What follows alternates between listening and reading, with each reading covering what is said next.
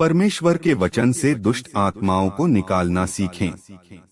आध्यात्मिक युद्ध के क्षेत्र में बाइबल दुष्ट आत्माओं का सामना करने और उन्हें निकालने के लिए मूल्यवान मार्गदर्शन प्रदान करती है, जबकि इस विषय के लिए बाइबल के सिद्धांतों और आध्यात्मिक विवेक की गहरी समझ की आवश्यकता है।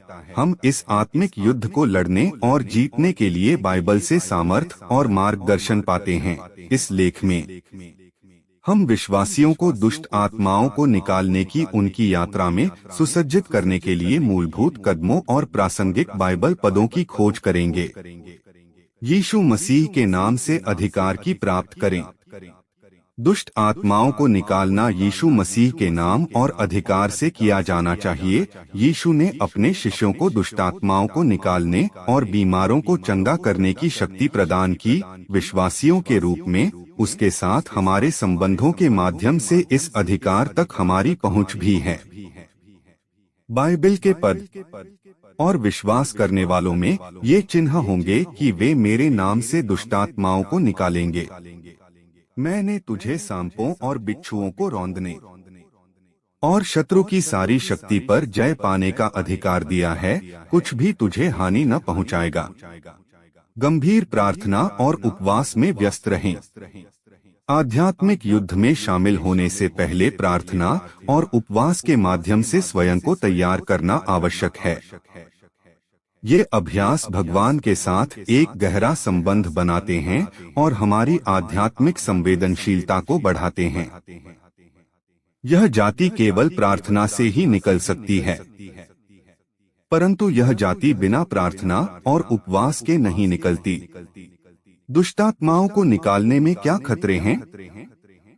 परमेश्वर के सारे हथियार बांध लो में वर्णित आत्मिक हथियारों से स्वयं को सुसज्जित करना दुष्ट आत्माओं के विरुद्ध हमारे युद्ध में महत्वपूर्ण है।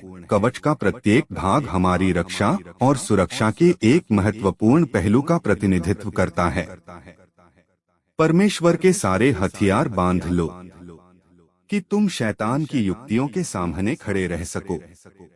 हथियारों के विभिन्न तत्वों का वर्णन करता है, जैसे सत्य का कटिबंध, धार्मिकता का झिलम, विश्वास की ढाल, उद्धार का टोप और आत्मा की तलवार जो परमेश्वर का वचन है।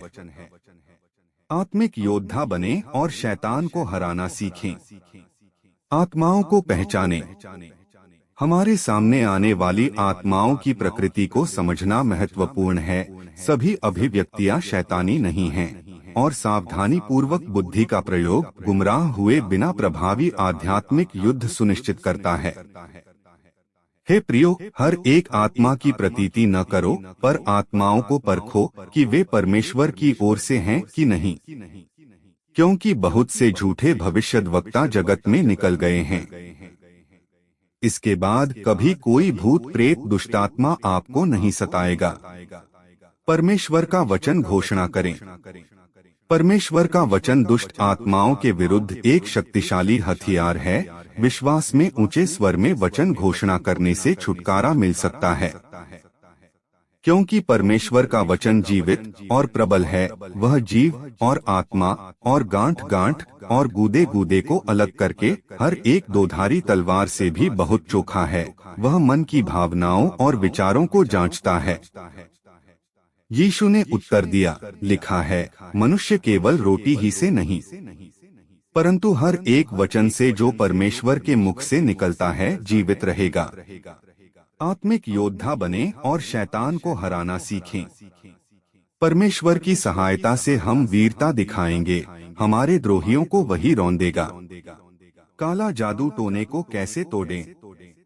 देखो, मैंने तुम्हें सांपों और बिच्छुओं को रौंदने का और शत्रु की सारी सामर्थ पर अधिकार दिया है, और किसी वस्तु से तुम्हें कुछ हानि न होगी।